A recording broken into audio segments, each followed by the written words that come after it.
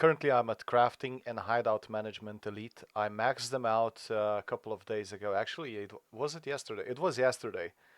One of these things. We're gonna focus on crafting in this video for the elite level, and then in the next video I'll explain everything about the hideout management.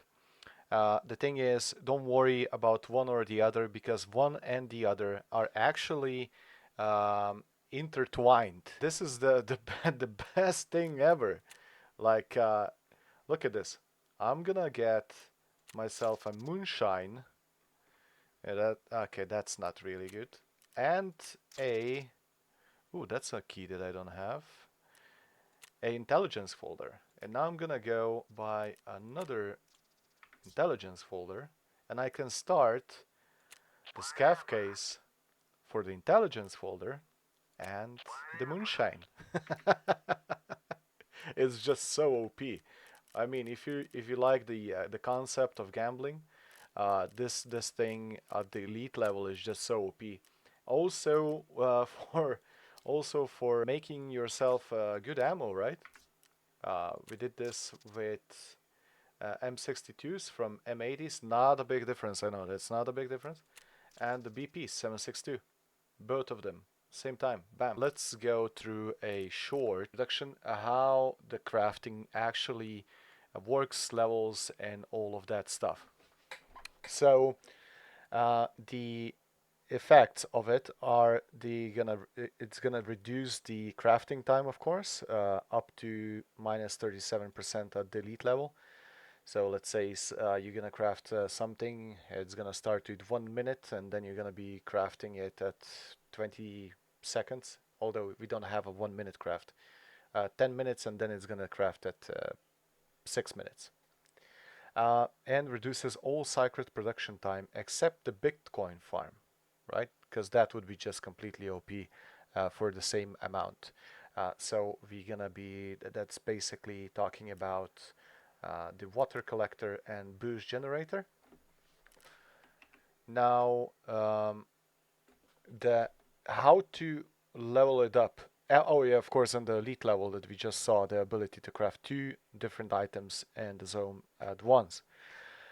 So we're gonna be crafting the items in the hideout, which is kind of self-explanatory, and it's gonna give you 1.5 points per 8 hours of crafting, and 1.5 per craft upon the end of production for alternating between 2 different crafting recipes of the same module. Uh, and it states that the crafting a single recipe repeatedly at the same module will give you no points, which is, thank God. And remember these two, these 3 points, because I'm gonna explain it shortly right now how to do this the most effectively and the fastest possible. So of course you're not playing the game 24/7, right? Because you're not playing the game 24/7, we're gonna put how to level it up into segments. So whenever you're playing the game, you will check which crafts are the fastest to complete. In the workbench, you will be doing the pliers into the round pliers and coal pack into the uh, plexiglass. Now you're gonna be doing one and then the other and then the first one and the other. Never do them at the same time. As at the Tarkov wiki said, doing just one will not result in your time. From all the crafts, I would recommend actually these 4 for you for when you're online. So when you're gonna come out of the raid, you will be doing, I don't know, a DVD drive into printed circuit board and taking out some magnets, and then you're gonna come back and you're gonna reverse it, right? But if you're doing just factory and you're full on PvP, going for a short time thing, you're gonna be doing this. I'm pretty much of a sniper. I'm not a CQB person, so you're gonna be doing this. So, as it said, the Tarkov wiki, you're gonna be getting 1.5 points per 8 hours of crafting also, not just for each craft, right? So meanwhile, you are at sleep, at work, at school, etc., you have to find something that will be uh, be crafting for a longest time possible. Motors are a fine craft. It's gonna take you 1 hour, or craft yourself some ammo, right? I love playing with a sniper rifle, so I craft these type of, and of course grenades for tripwires. Now, when it comes to a long-term crafting, you also have to, there's one trick that I do always. Meanwhile, I'm doing my purified water, you will be using the water filters, right? And they are quite expensive. Now, what you're gonna be doing is at the end of the craft, you're gonna put in a new one. So you're gonna be crafting another water, but when you're gonna be finished, because there's gonna be a little bit of water filter left, right? You're gonna use the water filter down to 30, like 5%. Let's say 5 out of 100. Now those water filters you're gonna be using to craft FP100 filter absorbers. Now why is that? Why is that? Because as I said before, the crafting is intertwined with hideout management. We're not going to be talking about a lot of hideout management because that's for a separate video. But still, you will raise hideout management by crafting items as you did, spending resources in the hideout. Now, spending resources in the hideout is not just fuel, right? It's not just fuel, but it's also air filtering units. Okay? So when you have a FP100 filter inside, it will actually add uh, the the points for the hideout management.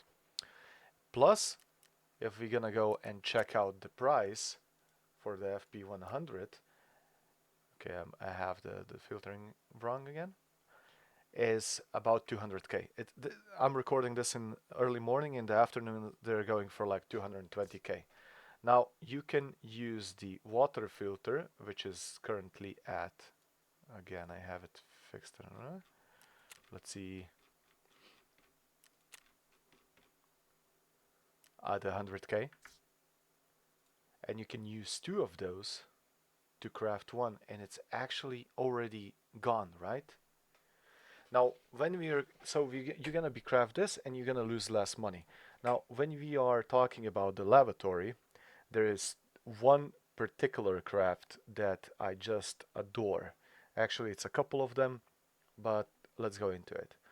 You're gonna be doing, first of all, you're gonna go for a GP7 gas mask. It's just 1.1 minute and 15 seconds. After that, again, depending on which maps you're playing, but not to complicate it too much because this video will be too long. After that, you're gonna go for the two UX Pro beanies, and you're gonna be crafting fleece fabric. From there on, you're gonna craft bandages, antiseptic bandages, and that and when you're gonna be crafting this, remember, when you're gonna pull this out, you're gonna buy another GP7 mask, craft another filter, because that's another craft in just 1 minute. So what I'm saying, that is another 1.5 point per craft. But you alternate by doing that, right? You're still alternating because you're doing the gas mask. So that's the fastest way. It's not the cheapest way because the gas mask they're going for 70k and the filter are going for like no, sorry, for 40, around 40k. Filters are going for around 33k. Then you gonna when you craft this, when you craft the filter, and then you're gonna craft the bandage. After finishing the bandage, you'll be crafting the gas mask again, and then you're gonna be crafting the army bandage. Now this option, it will level your crafting and hideout skill fast, but you'll be losing money. This is a disclaimer. Like leveling up hideout management and crafting I'm not sure you're gonna be profiting. I'm not sure. Like, it's more of a end game process. So if you guys are struggling on money, like I don't have a lot of money as well. Oh, which one was the key? RBRS. That's not bad.